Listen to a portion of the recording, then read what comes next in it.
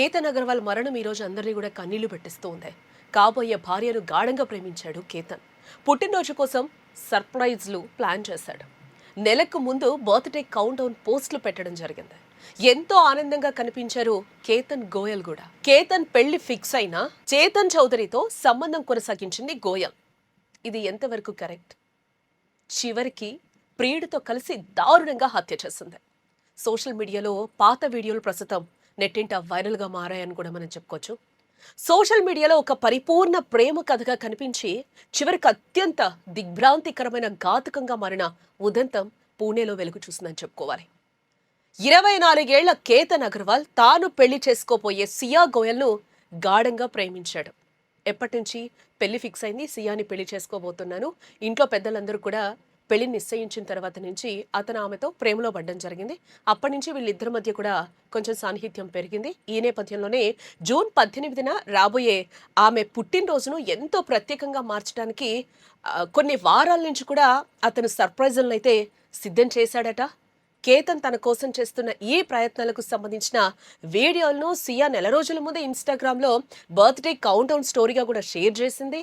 చూసేవారంతా కూడా వారు ఎంతో సంతోషకరమైన జంట అని కూడా భావించారు. ఇదంతా పైకి కనిపించింది. అందరూ అనుకున్నారు చాలా హ్యాపీగా ఉన్నారు, చాలా చక్కనైన జంట, చాలా మంచి జంట, చాలా అన్యోన్యంగా ఉంటున్నారు పెళ్లి కాకముందే అని అనుకుని కూడా అందరూ అనుకున్నారు. ఇది బయటకి ఒక సైడ్ మాత్రమే. అయితే ఆ నవ్వుల వెనక ఒక ఘోరమైన కుట్ర దాగుందని పోలీసుల దర్యాప్తులోనే తేలింది అందరికీ కూడా. ఒకవైపు కేతన్తో పెళ్లి ఏర్పాట్లు జరుగుతున్న సమయంలోనే సియా చేతన్ చౌదరి అనే మరో వ్యక్తితో అక్రమ సంబంధాన్ని కొనసాగించింది. అంటే అక్రమ సంబంధం అంటే ముందు నుంచి వాళ్ళిద్దరూ లవ్లో ఉన్నారు. చేతన్తో వాళ్ళిద్దరు పెళ్లి చేసుకోవాలనుకున్నారో ఏమనుకున్నారో తెలీదు.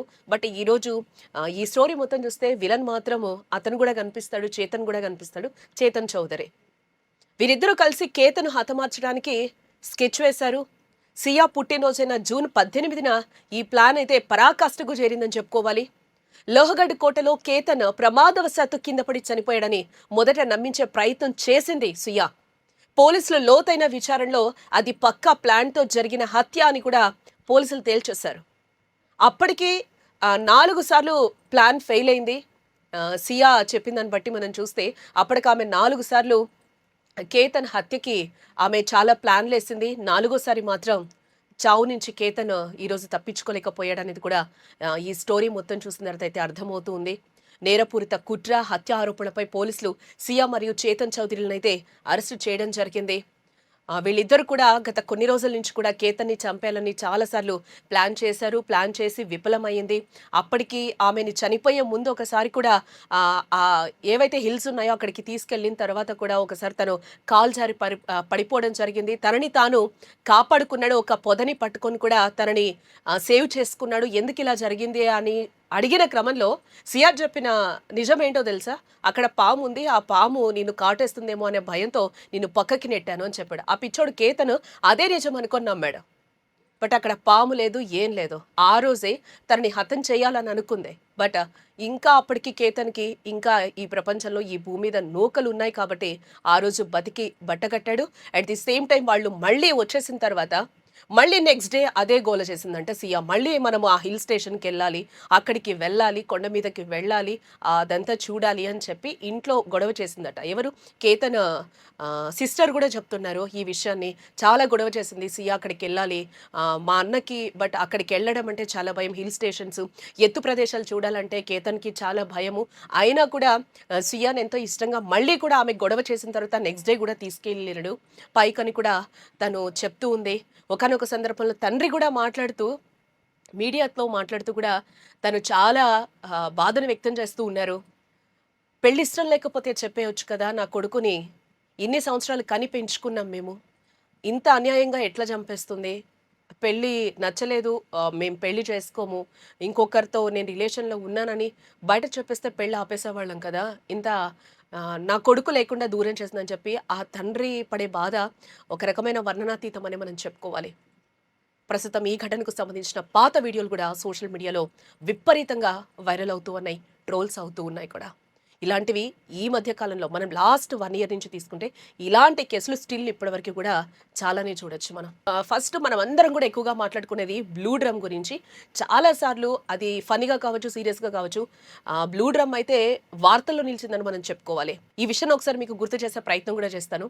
ఉత్తరప్రదేశ్లోని మీరట్కు చెందిన మాజీ మర్చెంట్ నేవీ ఉద్యోగి సౌరభ్ రాజ్పుత్ తన భార్య ముస్కాన్ రజ్దోకీతో కలిసి జీవిస్తూ ఉన్నాడు. అయితే భార్యకు షాహిల్ శుక్లా అనే వ్యక్తితో ప్రేమ వ్యవహారం ఏర్పడడం జరిగింది. ఈ సంబంధానికి భర్త అడ్డుగా మారాడని భావించిన ఇద్దరు కూడా హత్యకు కుట్ర పన్నారు. ముందుగా మత్తుమంది ఇచ్చి అనంతరం సౌరభ్ను హత్య చేసినట్లు పోలీసులు చెప్పడం జరిగింది. ఆ తర్వాత మృతదేహాన్ని ముక్కలుగా నరికి సాక్ష్యాలు బయటపడకుండా సిమెంట్తో నింపిన నీలిరంగు డ్రమ్లో దాచిపెట్టడం జరిగింది. హత్యను దాచేందుకు సిమెంట్తో డ్రమ్మును నింపారు. కానీ చిన్నారి చెప్పిన ఒక్క నిజం ఆ కుట్ర మొత్తాన్ని కూడా బయటపెట్టిన విషయం మనందరికీ తెలిసిందే. ఈ కేసు ఎంత సంచలనం రేపిందో కూడా అందరికీ తెలుసు. నెక్స్ట్ చూస్తే మనం హనీమూన్ కేసు. ఇది కూడా ఎంత సంచలనం సృష్టించిందో ప్రపంచవ్యాప్తంగా మనందరికీ తెలిసిందే. మధ్యప్రదేశ్కు చెందిన రాజా రఘువంశీ, సోనం రఘువంశీ మే 2025లో వివాహం చేసుకోవడం జరిగింది. పెళ్లైన కొద్ది రోజులకే హనీమూన్ కోసం మేఘాలయ వెళ్లిన ఈ జంట అకస్మాత్తుగా అక్కడి నుంచి అదృశ్యమైపోయింది. మొదట ప్రమాదమని భావించిన పోలీసులు దర్యాప్తులో విస్తుపోయే విషయాలు గుర్తించారు. కొన్ని రోజుల తర్వాత లోయలో రాజా మృతదేహం లభించింది. ఆ తర్వాత కేసు పూర్తిగా మలుపు తీసుకుంది. పోలీసులు వెల్లడించిన వివరాల ప్రకారం అప్పట్లో మనం చూస్తే సోనం తన ప్రియుడు రాజ్ కుష్వాహాతో కలిసి భర్త హత్యకు కుట్ర పన్నింది. హనీమూన్నే హత్యకు వేదికగా మార్చి కిరాయి హంతకులతో రాజాను అంతమొందించారని దర్యాప్తులో పోలీసులు తేల్చేశారు. ప్రాణం తీసిన కుట్రగా ఎలా మారిందన్నది దేశాన్ని షాక్కి గురి చేసిందని చెప్పుకోవచ్చు. నెక్స్ట్ కేసు మనం చూస్తే గద్వాల్ ఇన్సిడెంట్. గద్వాలకు చెందిన ల్యాండ్ సర్వేయర్ తేజేశ్వర్ ఐశ్వర్యను ప్రేమించి పెళ్లి చేసుకున్నాడు ఎంతో ఇష్టంగా. అయితే పెళ్లికి ముందే ఐశ్వర్యకు తిరుమల రావుతో ప్రేమ వ్యవహారం ఉన్నట్లు పోలీసులు గుర్తించారు. పెళ్లి తర్వాత కూడా ఆ సంబంధాన్ని కొనసాగించిన ఐశ్వర్య భర్తను అడ్డుగా భావించింది. పేరెంట్స్ కూడా ఐశ్వర్యకు నచ్చ చెప్పారు. గతంలో తిరుమల రావును వదిలే నువ్వు పెళ్లి చేసుకున్నావు కదా, చాలా హ్యాపీగా ఉండు అని అంటే కూడా ఐశ్వర్య ఎక్కడ వినని సందర్భం మనకు కనిపించింది. దీంతో ప్రియుడితో కలిసి హత్యకు కుట్ర పన్నినట్లు దర్యాప్తులో వెల్లడించారు. భర్త కదలికలను గమనించేందుకు బైకే జీపీఎస్ ట్రాక్ను కూడా ఆమె అమర్చింది. అనంతరం కిరాయి వ్యక్తులతో తేజేశ్వర్ను అపహరించి హత్య చేసినట్లు కేసు కూడా చెప్తోంది. పెళ్లి మండపంలో మొదలైన బంధం నెల రోజుల్లోనే హత్యతో ముగియటం తెలంగాణను ఒక్కసారికి కూడా షాక్కి గురి చేసిందని చెప్పుకోవచ్చు. సో లాస్ట్ ఇయర్ నుంచి మనం స్టిల్ ఇప్పుడు 2025 నుంచి 26 వరకు చూస్తే మన మీడియాకి మనం చెప్పే వాటిల్లో ఇవి కొన్ని మాత్రమే అని అనుకోవచ్చు. గతంలో కూడా చాలా జరుగుంటాయి. అవన్నీ కూడా బయటకి రావు. ఇలాంటి పెద్ద పెద్ద ఇన్సిడెంట్స్ మాత్రమే బయటకు వస్తున్నాయి కాబట్టి మనం మాట్లాడుకుంటున్న సిచ్యువేషన్స్ అయితే కనిపిస్తున్నాయి. మనకి సోషల్ మీడియా చాలా పెరిగింది. సోషల్ మీడియాతో మనం ఎంత తీసుకుంటున్నాం అనేది కూడా మనకి తెలియాలి. ఇదంతా కూడా ప్రపంచానికి ఎలాంటి మెసేజ్ ఇస్తుంది అనేది కూడా ఆలోచించాలి. ఈరోజు పెళ్లి అంటేనే భయపడిపోతున్న సిచ్యువేషన్స్ ఈ మధ్య కాలంలో చాలా నెలకొన్నాయని చెప్పొచ్చు. ఈ నేపథ్యంలో మనం ఏం తీసుకుంటున్నాం, అవతలి వాళ్ళ ప్రాణాలతో చెలగాటం ఆడుతున్నారు అనేది అయితే ఇక్కడ అందరూ కూడా గుర్తుంచుకోవాలి. పెళ్లి అనే పదానికి అర్థం ఏంటో ఇప్పుడు సరికొత్తగా వినిపిస్తున్నట్లుగా కనిపిస్తోంది.